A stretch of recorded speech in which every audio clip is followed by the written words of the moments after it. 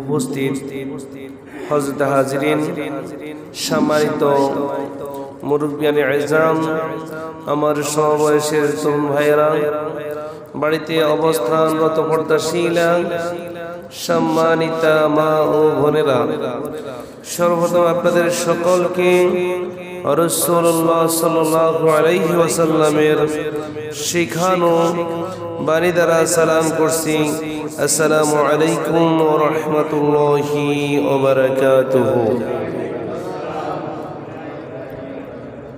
শুরুতে মহান রব্বুল আলামিনের আলী শান দরবারে কালিমাতুশ শুকরিয়া আদায় করব, যেই রব্বুল আলামিন আপনাকে আমাকে মায়া করে দয়া করে ইয়াউমুল জুমআর দিবসে আল্লাহর ঘরে সকলের আগে আসার এবং বসার তৌফিক দান করেছেন। সেই জন্য একবার কালিমাতুশ শুকরিয়া আদায় করব, আলহামদুলিল্লাহ। অসংখ্য অগণিত লক্ষ কোটি দরুদ ও সালাম প্রেরণ করব সর্বকালের সর্বশ্রেষ্ঠ সকলের শিক্ষক, সকল উলামায়ে কেরামের, সকল উম্মতে মুসলিমিনদের শিক্ষক, শিক্ষাগুরু জনাব মুহাম্মদুর রাসূলুল্লাহ সাল্লাল্লাহু আলাইহি ওয়াসাল্লামের উপরে সাল্লাল্লাহু আলাইহি ওয়াসাল্লাম। সম্মানিত প্রিয় মুসল্লিয়ানে কেরাম, আজকে আমি আপনাদের সামনে অত্যন্ত গুরুত্বপূর্ণ একটি বিষয় নিয়ে কথা বলবো।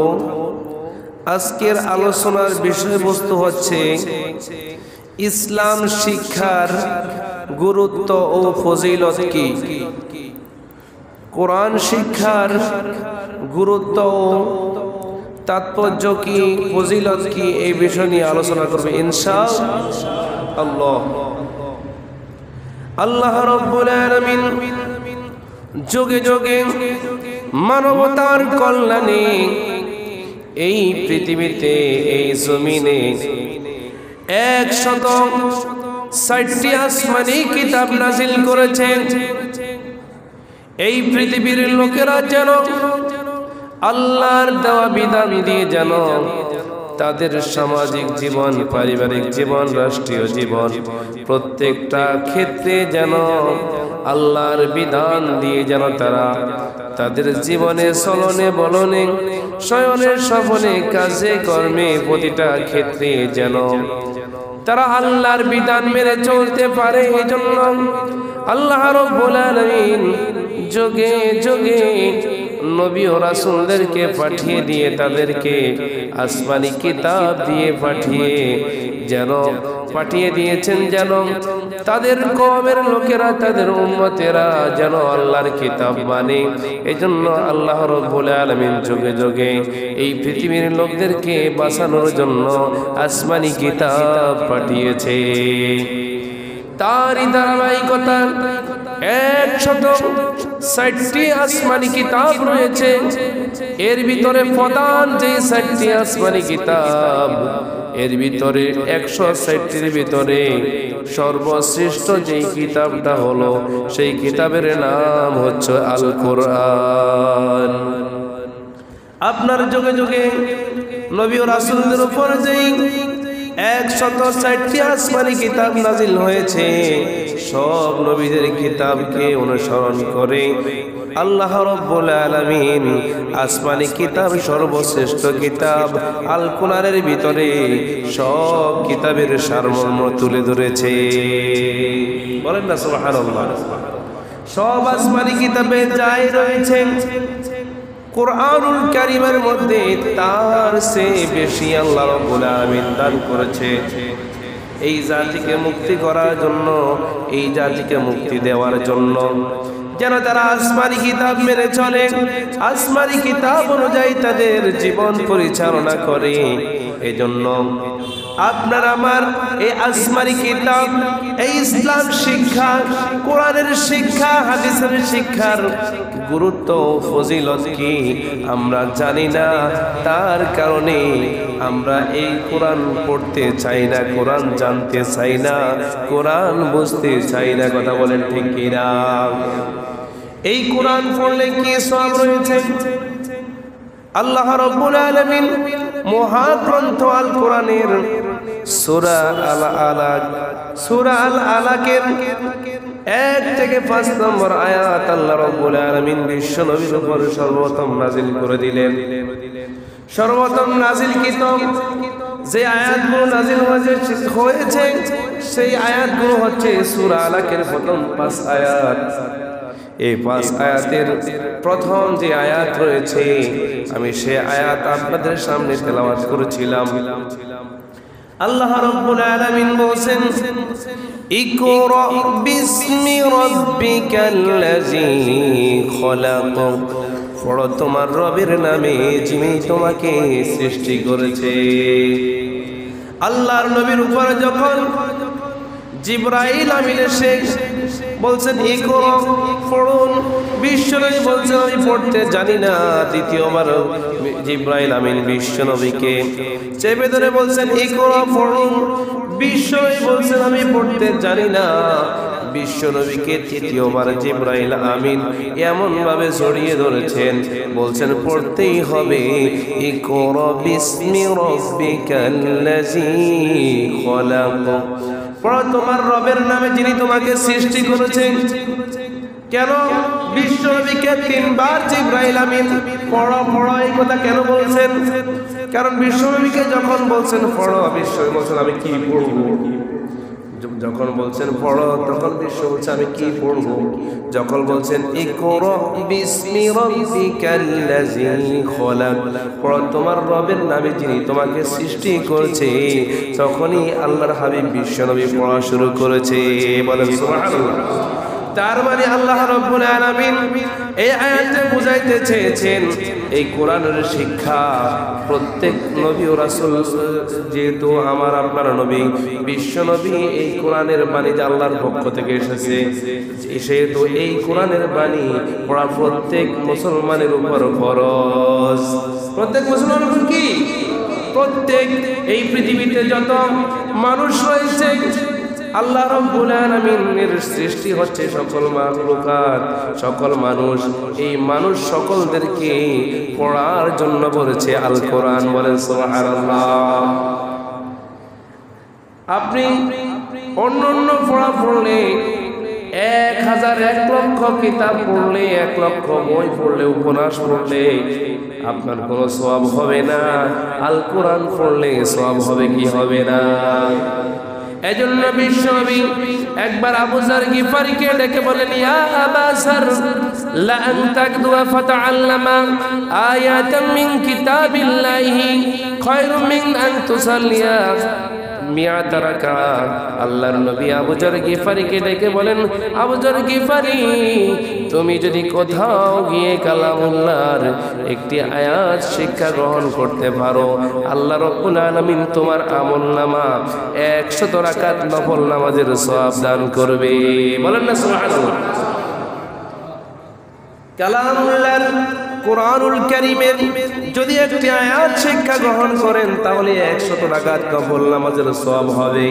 বলেন তো কি পৃথিবীর কোনো কিতাব পড়লে, কোনো উপন্যাস পড়লে কি আপনার আমার কোনো সওয়াব হবে কি হবে না? সওয়াব হবে। দুনিয়ার কোনো 1000টা নয় 1 লক্ষ কিতাব পড়লেও সওয়াব হবে না যদি আল্লাহর কিতাব না পড়েন। আল্লাহর কিতাবের ভিতরে রয়েছে সওয়াব, বরকত, রহমত এবং নাজাতের ব্যবস্থা রয়েছে আল্লাহর কোরআন পড়ার মাধ্যমে। তাহলে প্রিয় হাজিরিন, আল্লাহ রাব্বুল আলামিন এর জন্য বিশ্বনবী জনাব মুহাম্মদুর রাসূলুল্লাহ আমাদেরকে এই মেসেজটা দিয়েছেন। আল্লাহ রাব্বুল আলামিন বলেন, পড়ো তোমার রবের নামে যিনি তোমাকে সৃষ্টি করেছে। আর বিশ্বনবী হাদিসে বলছেন কোরআনের একটা আয়াত শিক্ষা গ্রহণ করলে 100 রাকাত নফল নামাজের সওয়াব হবে, তাহলে আমাদেরকে ইসলামের শিক্ষা পড়া দরকার আছে না নাই? প্রত্যেক মুসলমানের উপর এটি ফরজ। কারণ বিশ্বনবী হাদিসে বলছেন, ইবনে মাজাহ শরীফের 226 নম্বর হাদিস, বিশ্বনবী বলছেন, তলাবুল ইলমি ফারিদাতুন আলা কুল্লি মুসলিম। প্রত্যেক মুমিন নর-নারীর উপর দ্বীনি ইলম শিক্ষা করা ফরজ। দ্বীনি ইলম কোনটা হালাল, কোনটা হারাম, কোনটা জায়েজ, কোনটা না জায়েজ, এই দ্বীনি কোনটা, কোন আমলটা করলে জান্নাতে যেতে পারবেন, কোন আমল করলে জাহান্নামে যাবে, এই বিষয়গুলো জানা প্রত্যেক মুসলমানের উপর ফরজ। এখন দ্বীনি ইলম যদি শিক্ষা না করেন, জান্নাতে যাওয়া সম্ভব নয়। দ্বীনি ইলম জানা ছাড়া জান্নাতে যাওয়া কোনো পক্ষেই সম্ভব নয়। একমাত্র দ্বীনি ইলম আপনাকে আমাকে জান্নাতের পথে পরিচালনা করবে। একটা কোম্পানি একটা মোবাইল যখন তৈরি করে, মোবাইলকে যেইভাবে চালাতে বলা হয়, যেই জায়গায় ক্লিক করলে যেই সেটআপ হবে প্রোগ্রাম, আপনি যদি ওই বাটন যদি না টিপেন, ওই প্রোগ্রামে ওই অপশনে যদি আপনি ক্লিক না করেন, তাহলে আপনার মোবাইল নষ্ট হওয়ার সম্ভাবনা আছে কিনা? আর জোরে বলেন। মোবাইল কোম্পানি যেইভাবে মোবাইল দিয়েছে ওইভাবে মোবাইল চালাতে হবে, না হয় আপনার মোবাইল নষ্ট হওয়ার সম্ভাবনা রয়েছে। আল্লাহ রাব্বুল আলামিন যেই জান্নাত তৈরি করেছে, ওই জান্নাতে যেতে হলে কি আমল করতে হবে, কি আমল করতে হবে না, আল্লাহ রাব্বুল আলামিন সকল নিদর্শন কোরআনে রেখেছেন কিনা? আসতে বলেন।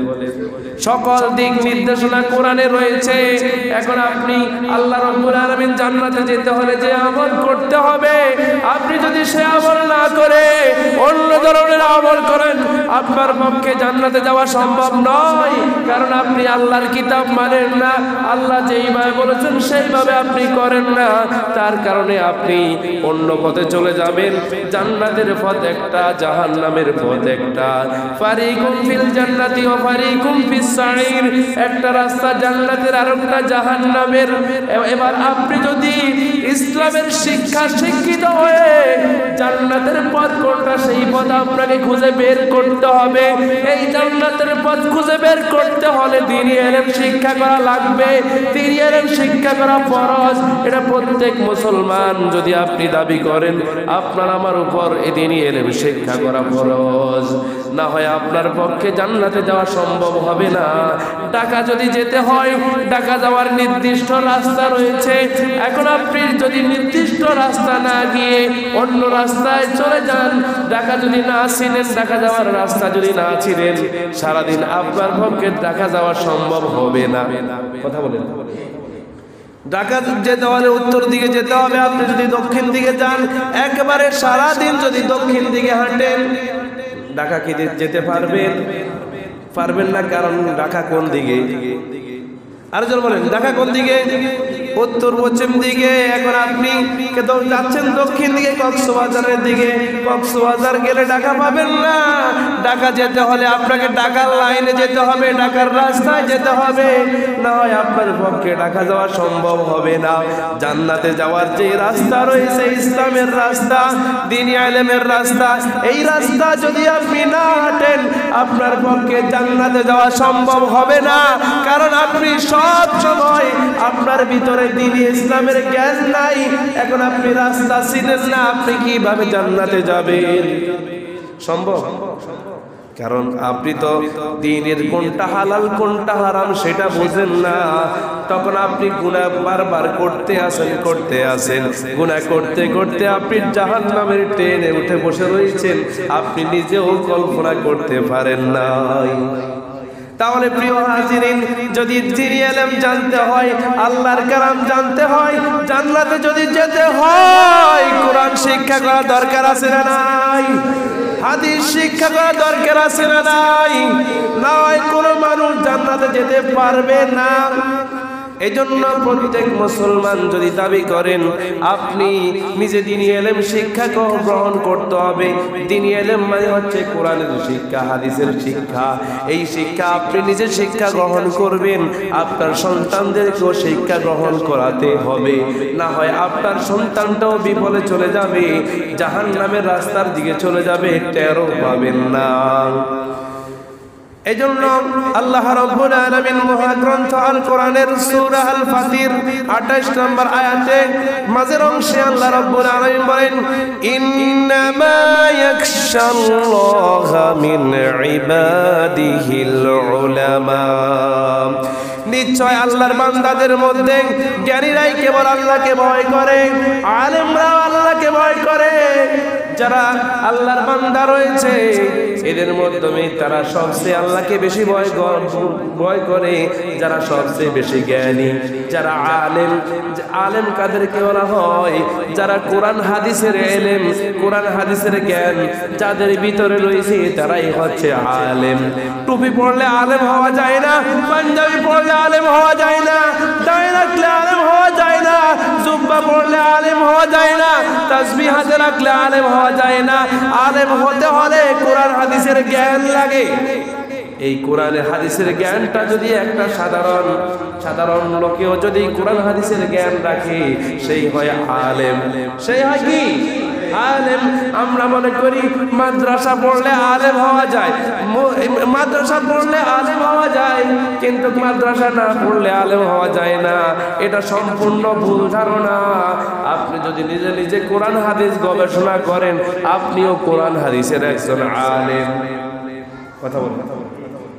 এখানে উলামা যারা হচ্ছে, যারা জ্ঞানী, তাদের কথা বলা হয়েছে। যারা টুপি পাঞ্জাবি, যারা মাদ্রাসা পড়ে, তাদের কথা আসতে বলা হয় নাই।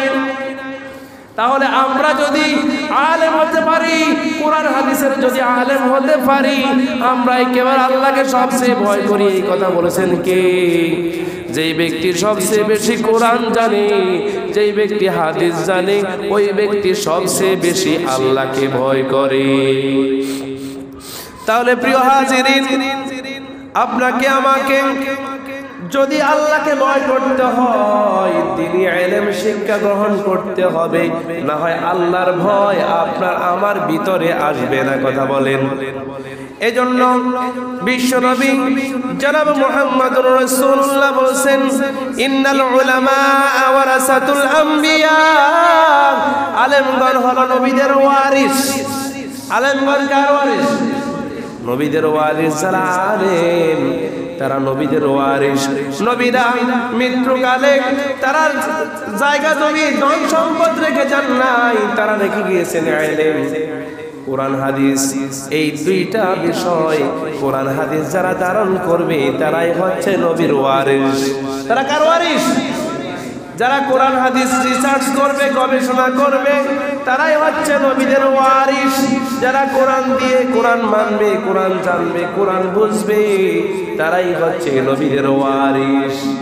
সুতরাং আপনাকে আমাকে নবীর ওয়ারিস যদি দাবি করতে হয়, আলেম যদি দাবি করতে হয়, কোরআন হাদিসের শিক্ষা অর্জন করতে হবে। এজন্য যারা আমাদের দেশে আলেম রয়েছে, এরা সবচেয়ে কোরআন হাদিস গবেষণা করে, তার কারণে আমরা তাদেরকে আলেম বলে থাকি কি থাকি না? আর জোরে বলেন। 3 বছর টার্গেট নিয়ে কোরআন শরীফ শেষ করেছি অর্থ সহকারে। 3 বছর। এইরকম যারা আলেম মাদ্রাসা পড়ে তাদেরকে কোরআন হাদিসের শিক্ষা দেওয়া হয়, এজন্য তাদেরকে বলা হয় আলেম। সুতরাং প্রিয় হাজিরিন, আমাদেরকে ইসলামের পক্ষে থাকতে হবে, ইসলামের দিকে থাকতে হবে, ইসলামী জ্ঞান জানতে হবে। এজন্য বিশ্বনবী জনাব মুহাম্মদুর রাসূলুল্লাহ সাল্লাল্লাহু আলাইহি ওয়াসাল্লাম বলেছেন, তিরমিজি শরীফের 2681 নম্বর হাদিসে এসেছে, আন আব্বাস রাদিয়াল্লাহু তাআলা আনহু قال قال رسول الله صلى الله عليه وسلم فقيه واحد أشد على الشيطان من ألف عابد। আল্লাহর নবী বিশ্বনবী জনাব মুহাম্মদুর রাসূলুল্লাহ সাল্লাল্লাহু আলাইহি ওয়াসাল্লাম বলেছেন, একজন ফকিহ জ্ঞানী শয়তানের বিরুদ্ধে 1000 আলেমের চেয়েও বেশি। মানে 1000 আলেম 1000 আলেম আর একজন ফকিহ সমান। কথা বলেন, 1000 জন আলেম আর একজন ফকিহ, ইসলামিক গবেষক, ইসলামিক রিসার্চ যিনি করে, 1000 লোককে, 1000 আলেমদেরকে শয়তান যেই রূপ ভয় করে, একজন ফকিহকে তার চেয়ে বেশি ভয় করে।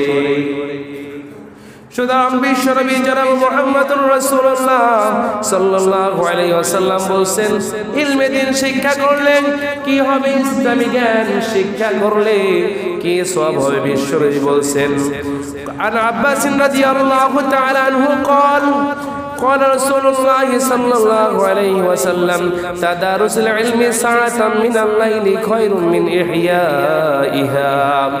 বিশ্বনবী জনাব মুহাম্মদুর রাসূলুল্লাহ সাল্লাল্লাহু আলাইহি ওয়াসাল্লাম বলেছেন, রাতের কিছু সময় ইলমে দ্বীনের পারস্পরিক আলোচনা করা সারা রাত জেগে ইবাদত করা অপেক্ষা উত্তম। বলেন সুবহানাল্লাহ। আল্লাহর নবী বিষয় বলছেন, ইলমে দ্বীনের, ইসলামের কিছু অংশ শিক্ষা করা মানে হচ্ছে সারা রাত দাঁড়িয়ে দাঁড়িয়ে ইবাদত করলে যেই সওয়াব হবে, ইসলামের কোন জ্ঞান যদি আপনি শিক্ষা গ্রহণ করেন তাহলে তার চেয়ে বেশি সওয়াব দান করবে কে? সুতরাং যারা কোরআন হাদিস রিসার্চ করে, গবেষণা করে, তাহলে আপনি যদি সারা রাত ঘুম যান, আর একজন যদি কোরআন হাদিস, সেই আলেম হোক আর যেই হোক, যদি সাধারণ লোক হয়, যদি কোরআন হাদিস গবেষণা করে, তাহলে সারা রাত ইবাদত করার সওয়াব তারা আমলনামা লিখে দিবেন কে?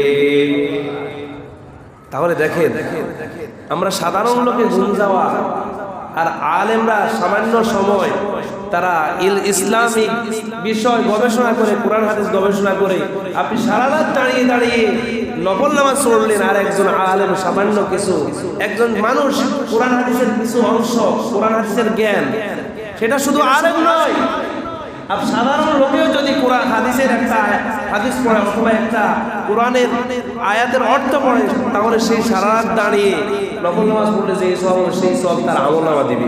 সেই আলেম হোক আর বাঙালো যেই হোক, তার আমলনামা এরকম ইবাদত করার সওয়াব হবে। বলেন না সুবহানাল্লাহ। তাহলে সারা রাত জেগে জেগে ইবাদত করা, দাঁড়িয়ে নফল পড়া, আর যদি ইসলামের একটা বিষয় গবেষণা করা, কোনটা সওয়াব বেশি? ইসলামের বিষয় গবেষণা করা, দ্বীনের শিক্ষা করা, তার চেয়ে বেশি সওয়াব হবে। বিশ্বনবী জনাব মুহাম্মদুর রাসূলুল্লাহ সাল্লাল্লাহু আলাইহি ওয়াসাল্লাম জামিআত তিরমিজি শরীফের 2648 নম্বর হাদিসে বলেন, ক্বালা রাসূলুল্লাহ সাল্লাল্লাহু আলাইহি ওয়াসাল্লাম মান তালাবাল ইলমি কানা কাফারাতুন লিমা মাদা। বিশ্বনবী জনাব মুহাম্মদুর রাসূলুল্লাহ বলেছেন, যেই ব্যক্তি দ্বীনি ইলম অন্বেষণ করে তার পূর্বকৃত গুনাহসমূহের জন্য কাফারা হয়ে যাবে। বলেন সুবহানাল্লাহ। কোন ব্যক্তি যদি ইসলামের কোন বিষয় নিয়ে পড়াশোনা করে, কোরআন হাদিস পড়াশোনা করে, তখন তার সারা জীবনের গুনাহ কাফারা হয়ে যাবে এই পড়ার দ্বারা। বলেন সুবহানাল্লাহ। সেই আলেম হোক আর বাঙাল হোক, সাধারণ লোক হোক, যেই লোকে কোরআন হাদিসের জ্ঞান শিক্ষা গ্রহণ করবে, এই কোরআন হাদিসের জ্ঞান শিক্ষা গ্রহণ করার কারণে আল্লাহ রাব্বুল আলামিন তার ফিসিলা জীবনের গুনাহ খাতা মাফ করে দিবে। তাহলে আমরা ইসলাম দেখেন, ইসলামের উপর থাকলে আপনি ঘুম গেলেও ইবাদত হয় কি হয় না? যদি ইসলামের উপরে থাকেন, আল্লাহর সৃষ্টি নিয়ে যদি চিন্তা করেন, গবেষণা করেন, সেটাও সব হয় কি হয় না? তাহলে প্রিয় হাজিরিন, বিশ্বনবী জনাব মুহাম্মদুর রাসূলুল্লাহ অন্য হাদিসে বলছেন, আবু হুরায়রা হাদিসটি বর্ণনা করেছেন, ক্বালা রাসূলুল্লাহ সাল্লাল্লাহু আলাইহি ওয়াসাল্লাম ইযা মাতাল ইনসানু ইনকাতা আনহু আমালু ইল্লা মিন সালাসাতিন, ইল্লা মিন সাদকাতিন জারিয়া আও ইলমান ইয়ানতাফাউ বিহি আও ওয়ালাদিন সালিহিন ইয়াদউ লাহু। বিশ্বনবী জনাব মুহাম্মদুর রাসূলুল্লাহ সাল্লাল্লাহু আলাইহি ওয়াসাল্লাম বলেছেন, মানুষ যখন মৃত্যুবরণ করে তখন মানুষের সমস্ত আমলের দরজা বন্ধ হয়ে যায়।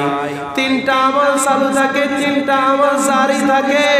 মানুষ মৃত্যুবরণ করার পরেও এই 3টা আমল সর্বদা চলতে থাকে। সেই 3টা আমল হলো এমন সদকায়ে জারিয়া, যেই ব্যক্তি সদকায়ে জারিয়া করবে সেই ব্যক্তির আমলনামা মৃত্যুর পরও তার আমলনামা বসতে থাকবে। তার মানে সদকায়ে জারিয়া কি আমাদেরকে সেই বিষয় জানতে হবে। সদকায়ে জারিয়া কাকে বলা হয়? যেমন কেউ যদি একটা মসজিদ নির্মাণ করে, তাহলে এই মসজিদে সে আজকে আছে কালকে নাই, তার মৃত্যুর বরণ করার পরেও যত লোক এই মসজিদে সিজদা করবে তত লোকের সিজদার সওয়াব যেই ব্যক্তি মসজিদ তৈরি করে গেল তার আমলনামায় পৌঁছতে থাকবে। বলেন সুবহানাল্লাহ।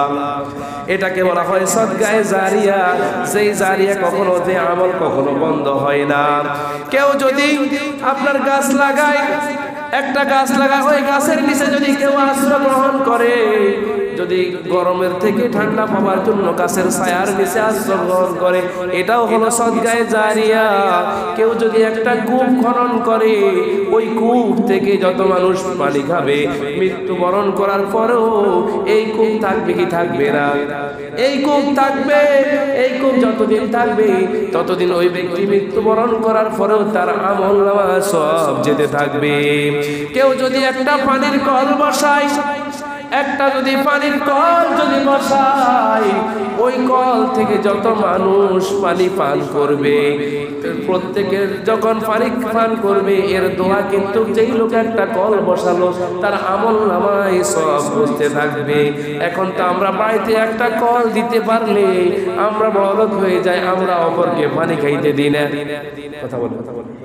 একটা কল বসাই, গিরি রাখি যেন কেউ যেন পানি খেতে না পারে, আর বাড়ি থেকে পানি নেওয়ার জন্য আসবে ওই পথে আমরা কাটা দিই যেন পানি নিতে না পারে। কথা বলেন। তাহলে বিশ্বনবী জনাব মুহাম্মদুর রাসূলুল্লাহ সদকায়ে জারিয়ার ব্যাখ্যা দেখুন। এই সদকায়ে আপনি মৃত্যুবরণ করলেন, কিন্তু এই কলটা রয়ে গেল। এই কল থেকে যতদিন মানুষ পানি খাবে তাদের দোয়া আপনার আমলনামায় অ্যাকাউন্ট নাম্বারে পৌঁছবে। আপনি কবরে বসে বসে এই সওয়াবগুলো পেতে থাকবেন। কেউ যদি কোনো কিতাব, কোরআন হাদিসের কিতাব যদি আল্লাহর রাস্তা দান করে, কাউকে যদি দান করে, আলেম ওলামাদেরকে দান করে, বা কোনো পাঠাগারের জন্য দান করে, কোনো মাদ্রাসার জন্য যদি বিভিন্ন কিতাব দান করে, ওই কিতাব পড়ে ছাত্ররা যতদিন মানুষ হবে, যত আলেম হবে, এইগুলো যতদিন পর্যন্ত এই কোরআন হাদিসের এই কিতাবগুলোর জ্ঞান যেই ছাত্রের ভিতরে ঢুকবে, ওই ছাত্র যতদিন পর্যন্ত বেঁচে থাকবে ততদিন পর্যন্ত তার আমলনামা সব যেতে থাকবে। বলেন সুবহানাল্লাহ। আপনি যদি মাদ্রাসার জন্য একদিন কোরআন শরীফ দেন, মসজিদের মক্তবের জন্য যদি একদিন কোরআন শরীফ দেন, এই কোরআন শরীফ যতদিন বাচ্চারা পড়তে থাকবে ততদিন পর্যন্ত আপনি হয়তো কবরে, আপনার আমলনামায় এই সবটা যেতেই থাকবে। আপনি যদি একটা মাদ্রাসা তৈরি করেন, এই মাদ্রাসায় যত লোক, যত ছাত্র পড়াশোনা করবে, এদের পড়াশোনার এই কোরআন হাদিসের সওয়াব কিন্তু যেই লোক মাদ্রাসা তৈরি করলো, মাদ্রাসা তৈরি করতে সহযোগিতা করলো, পরামর্শ দিল, মাদ্রাসার জন্য অনুদান দিল, তার আমলনামায় এই সদকায়ে জারিয়া চলতে থাকবে। বলেন না সুবহানাল্লাহ। তাহলে প্রিয় হাজিরিন, কেউ যদি মসজিদের জন্য জায়গা দেয়, মাদ্রাসার জন্য জায়গা দেয়, আপনার ওই জায়গা যদি মসজিদ করা হয়, মাদ্রাসা তৈরি করা হয়, আপনি আমি আজকে থাকবো কালকে থাকবো না, কিন্তু এই মসজিদ মাদ্রাসা থাকবে কি থাকবে না?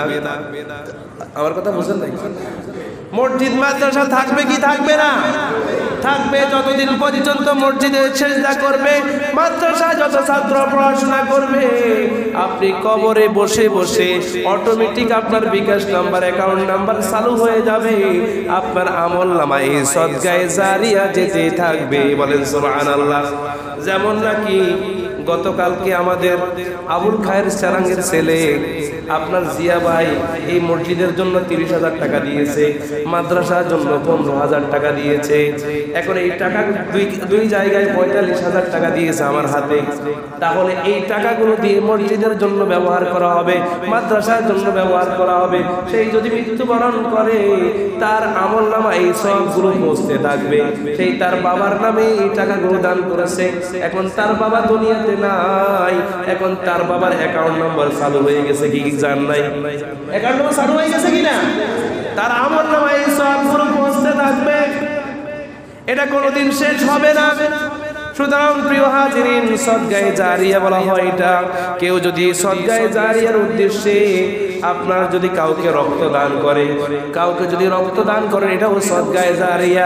আপনার এক ব্যাগ রক্তের কারণে একটা লোক বেঁচে গেল, এই বেঁচে যাওয়ার পর যতদিন ইবাদত করবে আপনার আমলনামা ওই রক্ত দেওয়ার সব, ওই লোকটি যতদিন ইবাদত করবে ইবাদতের সব আপনার আমলনামা চলতে থাকবে। বলেন সুবহানাল্লাহ। কেউ যদি এতিমকে লালন পালন করে, একটা এতিমের যদি কেউ দায়িত্ব নেয়, এটা হলো সদকায়ে জারিয়া। কোন একটা এতিমকে যদি আপনি পড়ালেখা করান, এই এতিম বড় হয়ে আলেম হয়ে যখন হবে আপনি তখন মারা যাবেন, কিন্তু আপনার আমলনামা এই এতিমকে যে আপনি দ্বীনি শিক্ষা দিয়েছেন, একজন হাফেজ বানিয়েছেন, এই এতিম যতদিন কোরআন তেলাওয়াত করবে, যতদিন ভালো কাজ করবে, আপনার আমার আমলনামায় এই সওয়াব যেতে থাকবে কি থাকবে না? যেমন নাকি আমাদের মধ্যে সুন্দরপুর মাদ্রাসায় 5-6 জনের মতো এতিম ছাত্র আছে, অনেকে অনেকভাবে এই ছাত্রদের জন্য দান সদকা করে থাকে কি থাকে না? এই ছাত্ররা বড় হয়ে যতদিন কোরআন তেলাওয়াত করবে, যতদিন ইসলামের উপর থাকবে, ততদিন যেই ব্যক্তি আপনি একটা এতিমকে যদি সহযোগিতা করেন, একটা পাঞ্জাবি যদি দেন, একটা টুপি যদি দেন, একটা কোরআন যদি কিনে দেন, তাকে যদি লালন পালন করেন, তাহলে আপনি মৃত্যুবরণ করার পরও আপনার আমলনামায় এই আমলটা জারি থাকবে কি থাকবে না? আর থাকবে কি থাকবে না? থাকবে। সুতরাং এই সদকায়ে জারিয়া চলতেই থাকবে। দ্বিতীয় আমল হলো এমন ইলম যার দ্বারা মানুষ উপকৃত হয়েছে, এমন সুসন্তান যার দ্বারা মানুষ উপকৃত হয়েছে, সেটাকে বলা হয় সদকায়ে জারিয়া। সেই ইলমটা ধরেন আপনার একটা সন্তানকে আলেম বানিয়েছেন, কিন্তু আলেম বানানোর পরে এবার আপনি একদিন মারা গিয়েছেন, কিন্তু এই সন্তানটি আপনি যে আলেম বানিয়েছেন, এই সন্তানটি আপনার জন্য দোয়া করবে কি করবে না? আর দোয়া করবে কি করবে না? করবে। যেমন নাকি আমি আমার নিজের উদাহরণ দিয়ে থাকি, আমার মা আমাদের জন্য কত কষ্ট করেছে। এখন আমার মা মারা গিয়েছে 8 বছর হয়েছে। কয় বছর? 8 বছর হয়েছে। এখন আমরা 3 ভাই 3 মসজিদে জুমা পড়াই। এখন বলেন তো দেখি, আমাদের এই সওয়াব আমার মায়ের কবরে যাবে কি যাবে না? আর আসতে বলেন, যাবে কি যাবে না? যাবে। অটোমেটিক অ্যাকাউন্ট নাম্বার চালু হয়ে গেছে, সন্তানদেরকে আলেম বানিয়েছে। আপনি যদি আপনার সন্তানকে আলেম বানান, তাহলে আপনার আমলনামাও এইরকম সওয়াব যেতে থাকবে। বলেন সুবহানাল্লাহ। সুতরাং এমন সুসন্তান আমাদেরকে গঠন করতে হবে। আপনি যদি কাউকে ইলমে দ্বীন শিক্ষা দেন, ওই ইলমে দ্বীন শিক্ষা গ্রহণ দেওয়ার কারণে ওই যে ইলম শিক্ষা গ্রহণ করেছে, সেই যতদিন মানুষের কাছে প্রচার করবে, তার দ্বারা যত লোক ভালো হবে, যত মানুষ ভালো হবে, তাদের সওয়াবগুলো কিন্তু আপনার আমলনামা চলতে থাকবে। যখন নাকি কোনো শিক্ষক যদি কোনো ছাত্রকে কোরআন তালিম দেয়, কোরআন শিক্ষা দেয়, এখন ছাত্রটা কোরআন শিক্ষা গ্রহণ করেছে, এখন ধরেন শিক্ষক মারা গিয়েছে, বলেন তো দেখি শিক্ষকের আমলনামায় এই কোরআনের সওয়াব যাবে কি যাবে না? যতদিন পর্যন্ত এই ছাত্র কোরআন তেলাওয়াত করবে, ততদিন পর্যন্ত ওই শিক্ষকের কবরে তার আমলনামায় এই সওয়াবটা চলতে থাকবে। সুতরাং প্রিয় হাজির, আমাদেরকে ইসলামের শিক্ষা শিক্ষিত হতে হবে, কোরআনের শিক্ষা শিক্ষিত হবে। যেই ব্যক্তি ইলমে দ্বীন শিখার উদ্দেশ্যে পথ চলে, আল্লাহর নবী বিশ্বই বলছেন, মান সালাকা তরিকান ইয়াতলুবু ফীহি ইলমান সালাকাল্লাহু বিহি। আল্লাহর নবী বিশ্বই বলছেন, যে ব্যক্তি ইলম শিখার জন্য পথ চলল, আল্লাহ তাকে জান্নাতের দিকে প্রদর্শন করলো, পথ পরিচালিত করলে। বলেন সুবহানাল্লাহ। যে ব্যক্তি ইলমে দ্বীন শিখার উদ্দেশ্যে যদি পথ অতিক্রম করে, পথে চলাচল করে, ওই ব্যক্তি জান্নাতের পথে থাকে, আল্লাহ তাকে জান্নাতের পথে পরিচালিত করে। বলেন সুবহানাল্লাহ। বিশ্বনবী অন্য হাদিসে বলেন, ওয়া ইন্নাল মালাইকাতা লাতাদাউ আজনিহাতাহা ইদাল লিতালিবিল ইলমি। বিশ্বনবী জনাব মুহাম্মদুর রাসূলুল্লাহ সাল্লাল্লাহু আলাইহি ওয়াসাল্লাম বলেছেন, ফেরেশতারা ইলম সন্ধানকারী সন্তুষ্টির জন্য নিজের ডানা বিছিয়ে দেন। বলেন সুবহানাল্লাহ। যারা ফেরেশতা আছে, যেই সব ছাত্ররা, যেই সব মানুষ ইলমে দ্বীন শিখার উদ্দেশ্যে পথ চলে, ফেরেশতারা তাদের ডানাকে বিছিয়ে দেয়। যেমন নাকি নুরানি মাদ্রাসার ছাত্র যদি ইলমে দ্বীন শিখার উদ্দেশ্যে মাদ্রাসা আসে কি আসে না, তাদের পায়ের নিচে ফেরেশতারা তাদের ডানাকে বিছিয়ে দেয়। ধরেন নাকি আমি আপনাদেরকে একটা এক্সাম্পল উদাহরণ হিসাবে দিই। একটা মায়ের দুইটা সন্তান, কয়টা সন্তান? কথা বুঝিয়ে, একটা মায়ের দুইটা সন্তান, একটা নুরানি মাদ্রাসা পড়ে আর একটা কিন্ডার গার্ডেনে পড়ে। দুইটা যখন সকালবেলা ঘর থেকে বের হয়, একটার পায়ের নিচে ফেরেশতারা ডানা বিছিয়ে দেন, আর একটা কিন্ডার গার্ডেনে পড়ে তার পায়ে বিছিয়ে দেওয়া হয় কিনা? তার পায়ে বিছিয়ে দেওয়া হয় না, কারণ সেই কোরআনের ইলম শিখার জন্য যাচ্ছে না। কথা বলেন, যেই ছাত্রটা কোরআন হাদিস শিখার জন্য মাদ্রাসা যাচ্ছে, তার পায়ের নিচে ফেরেশতারা রহমতের চাদর বিছিয়ে দেয়। যেই সন্তান কিন্ডারগার্টেনে যাচ্ছে, তার কিন্তু আমলনামাকে তার পায়ের নিচে কিন্তু ফেরেশতারা জান্নাতের আপনার বিছানা বিছিয়ে দিচ্ছে না। ধরেন একটা মাদ্রাসা ছাত্রটা মাদ্রাসা গিয়ে আলিফ বা তাসা কোরআন হাদিস পড়তেছে, তার আমলনামায় সওয়াব উঠতেছে কি উঠতেছে না? আর জোরে বলেন, তার আমলনামায় সওয়াব হচ্ছে। আরেকটা লোক কিন্ডারগার্টেনে গিয়ে ABCD পড়তেছে, বলেন তো দেখি ABCD পড়লে কি তার সওয়াব হবে কিনা? ABCD পড়লে কি সওয়াব হবে? আর জোরে বলেন, ABCD পড়লে সওয়াব হবে না। আপনি যদি আলিফ পড়েন, আপনার আমলনামা 10টি নেকি দিবেন কে? আপনি যদি মিম বলেন আরো 10টি আমলনামায়, আপনার আমলনামায় আরো 10টি সওয়াব হবে। যদি লাম বলেন আরো 10টি হবে। যদি আপনি বিসমিল্লাহির রহমানির রহিম বলেন, এখানে 19টা অক্ষর আছে, আপনার 190 নাকি আপনার আমলনামা হয়ে যাবে কি যাবে না? আর আপনি যদি ABCD সারাদিন পড়েন, আপনার আমলনামা কোনো সওয়াব হবে কিনা? ওই একটা মায়ের দুইটা সন্তান, একটা মাদ্রাসা যাচ্ছে, পাঞ্জাবি পরে টুপি পরে পায়জামা পরে। ওই মায়ের আরো একটা সন্তান কিন্ডারগার্টেনে যাচ্ছে, টাই লাগিয়ে শার্ট প্যান্ট পরে। বলেন তো দেখি এখানে কোন ছেলেটা উত্তম?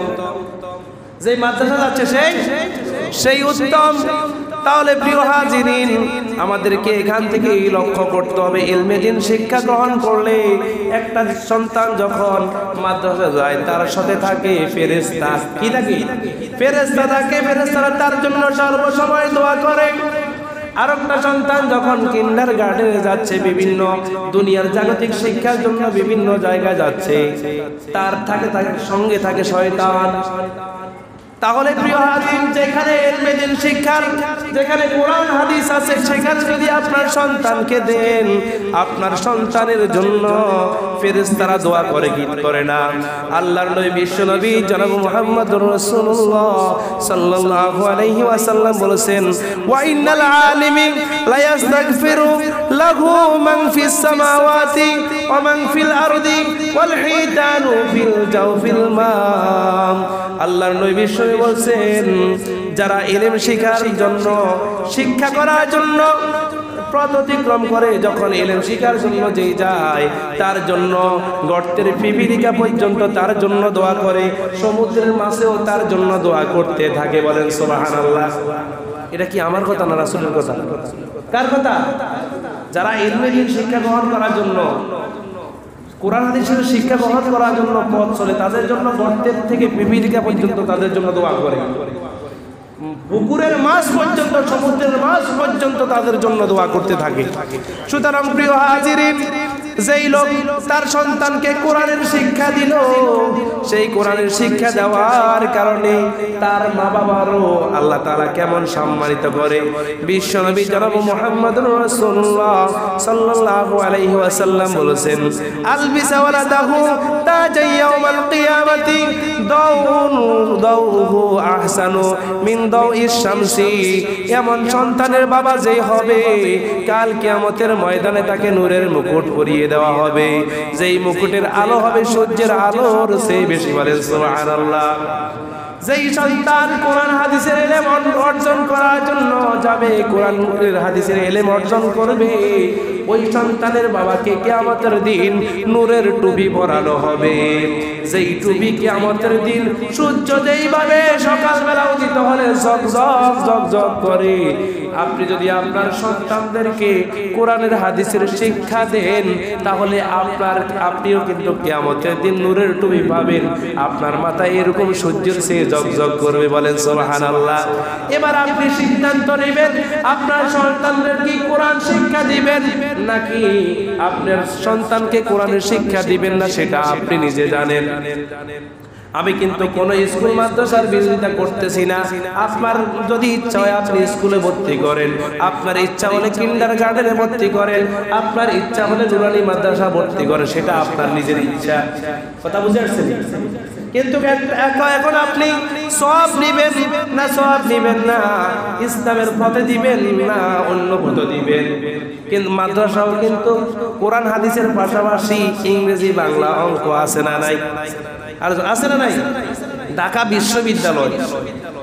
বিশ্ববিদ্যালয় প্রত্যেক বছর যেই ছাত্রগুলো টিকে, আপনি খবর নিয়ে দেখবেন বেশিরভাগই মাদ্রাসা ছাত্র। 1 থেকে 10 পর্যন্ত 100-র ভিতরে যে ছাত্রগুলো আছে, শতকরা 80% আপনার মাদ্রাসা ছাত্র। বাংলাদেশের যে কোনো মেডিকেল পরীক্ষা দেখবেন মাদ্রাসা ছাত্র ফার্স্ট হয়। আপনি খবর নিয়ে দেখবেন, পত্র পত্রিকা পড়িয়ে বিভিন্ন টিভিতে আপনারা খবরে দেখেন। মাদ্রাসা আপনারা মনে করেন মাদ্রাসা পড়লে আপনার সন্তানকে বিসিএস ক্যাডার দিতে পারবেন না, এটা ভুল। আমি নিজেও নুরানি মাদ্রাসা পড়েছি, নিজে নুরানি মাদ্রাসা পড়ে ডাক্তারি পাস করছি, ডাক্তারি পাস বিসিএস ক্যাডারও পরীক্ষা দিয়েছি, বিসিএস ক্যাডার পরীক্ষা দিয়েছি আপনার গত 2 বছর আগে। তাহলে সরকার সেই সুযোগ দিচ্ছে। আপনি মনে করবেন না মাদ্রাসা পড়লে আপনি বিসিএস ক্যাডার দিতে পারবেন না, ডাক্তার হতে পারবেন না, ইঞ্জিনিয়ার হতে পারবেন না, এটা ভুল কথা। আপনি সব কিছু হতে পারবেন, সেই সুযোগ সরকার দিয়েছে। কথা বলেন ঠিক কিনা? সুতরাং আপনি এবার চিন্তা করেন আপনার সন্তানকে কোথায় ভর্তি করবেন। কি কোরআনের শিক্ষা শিক্ষিত করবেন, নাকি ইংলিশ মিডিয়ামে পড়িয়ে আপনি আপনার সন্তানকে বড় ইঞ্জিনিয়ার করলেন, ডাক্তার বানালেন, বড় বিসিএস ক্যাডার বানালেন? যদি কোরআনের শিক্ষা না দিতে পারেন, কাল কিয়ামতের ময়দানে আল্লাহর কাঠ করে আপনি মামলা খেয়ে আপনি সেখানে দণ্ডায়মান হতে হবে। কথা বলেন। আপনার সন্তানকে ডাক্তার বানান, কোনো অসুবিধা নাই, তবে তার আগে কোরআনের শিক্ষা দেন। আপনার সন্তানকে ইঞ্জিনিয়ার বানান, কোনো অসুবিধা নাই, আগে কোরআনের শিক্ষা দেন। কিন্তু আফসোস, আমাদের দেশে অধিকাংশ ডাক্তার ইঞ্জিনিয়ার হয়েছে, কোরআন শরীফ পড়তে পারে না। দুনিয়ার জাগতিক সব এলেম, অঙ্কে ইংরেজি, তার হৃদয়ে হাইজামাল রমজাম খেলাইতেছে, কিন্তু কোরআন পারতেছে না। এরকম আছে না? তাহলে কেন? আমরা নিজে মুসলমান হয়েছি। আপনি কিন্ডারগার্টেনে ভর্তি করেন, অসুবিধা নাই, স্কুলে ভর্তি করেন, প্রাইমারিতে ভর্তি করেন, যেখানে খুশি সেখানে ভর্তি করেন, আগে কোরআনের শিক্ষা দিতে হবে। না হয় বাঁচার কোনো উপায় নাই। বাঁচার কোনো উপায় আছে? বাঁচার উপায় নাই। যারা কোরআন হাদিসের জ্ঞান অর্জন করে আপনার, তারা আর যারা কোরআন হাদিসের জ্ঞান অর্জন করে না, তারা কি সমান হতে পারে? কথা বলেন। একটা ছাত্র কোরআন হাদিস অর্জন করতেছে, আর একটা ছাত্র কোরআন হাদিস পড়ে না, এখন উত্তম কে? কথা বলেন না, আমার কথা বুঝেন নাই? আপনার 2টা সন্তান আছে, একটা সন্তান কোরআন শরীফ পড়তে পারে আর একটা সন্তান কোরআন শরীফ পড়তে পারে না, এখন উত্তম কে? আরো জোরে বলেন। কোরআন শরীফ যে সন্তানটা পড়তে পারে সেই জ্ঞানী, আর বিসিএস ক্যাডার বানালেন, বড় কিছু বানালেন, কিন্তু কোরআন পড়তে পারে না। কোরআন পড়তে পারে না সেই মূর্খ, সেই কি? সেই মূর্খ রয়ে গেল। সুতরাং আমরা চাই আমাদের সন্তানকে জ্ঞানী বানাতে। কথা বলেন ঠিক কিনা? আমাদের মধ্যে সুন্দরপুর মাদ্রাসা, নুরানি মাদ্রাসা ভর্তির কার্যক্রম চলতেছে। যদি আপনাদের ছোট ছেলে মেয়ে থাকে, বাচ্চারা থাকে, নাইনাতপুর থাকে, ভর্তি করিয়ে দিবেন ইনশাআল্লাহ। কোরআন হাদিস সব কিছু, বাংলা ইংরেজি সব কিছু এটার ভিতরে রয়েছে। জি, নুরানি 3টা ক্লাস রয়েছে, আপনার শিশু প্রথম, দ্বিতীয়, তৃতীয় শ্রেণী, এমন হেফজখানা রয়েছে। সুতরাং আপনার সন্তানকে কোরআনের শিক্ষা শিক্ষিত করুন, তারপর আপনি ডাক্তার, ইঞ্জিনিয়ার বানান, যেটা মনে চায় সেটা বানান, কোনো অসুবিধা নেই। তবে কোরআন শিক্ষার জন্য সবচেয়ে উত্তম জায়গা হলো নুরানি মাদ্রাসা। কথা বুঝে আসছে? মুক্তবের চেয়েও সবচেয়ে উত্তম জায়গা কোনটা?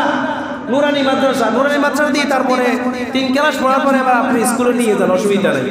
এই ছেলেটার ভিতরে কিন্তু কোরআন হাদিসের জ্ঞানটা ঢুকবে। আল্লাহ পাক